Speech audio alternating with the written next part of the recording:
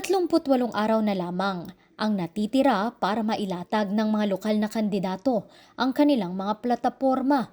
38 araw bago ang national at local midterm elections 2025. Kanya-kanya na ng diskarte ang bawat kandidato para makapanligaw sa mga kababayang botante.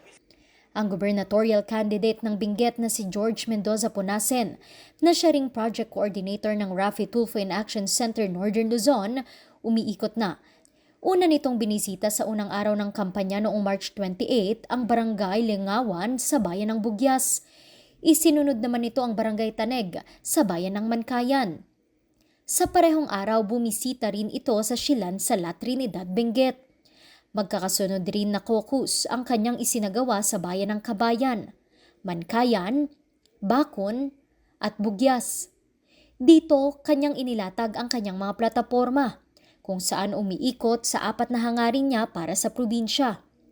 Una na rito ang mabilis na pagresponde o pagtugon sa mga problemang kinahaharap ng mga taga-Benguet.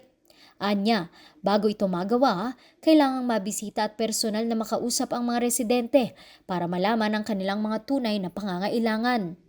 Pangalawa, ang pagbabago at mas pag-unlad pa ng iba't ibang sektor, gaya na lamang ng kalusugan, agrikultura, pangangalakal at ilan pang industriya na makatutulong sa ekonomiya ng probinsya. Nais din daw niya na maipakilala pang mga pasyalan sa probinsya pati na ang mga produkto na tatak Benguet. Dapat lamang daw kasing maisulong ang agritourism, lalo pat tunay raw na napakaganda at yaman ng probinsya sa magagandang mga tanawin. Dagdag pa rito, binagyang diin din niya ang kanyang hangarin na masuportahan ang mga lokal na negosyo sa probinsya na makatutulong na maiangat ang buhay ng mga kababayan. Hindi rin naman mawawala ang kanyang pangako ng pagtulong para sa mga kabataan at ang lahat ng nais na mag-aral sa probinsya ay mabigyan ng pagkakataon na makamit ang kanilang mga pangarap. Randy Guzman, RNG News.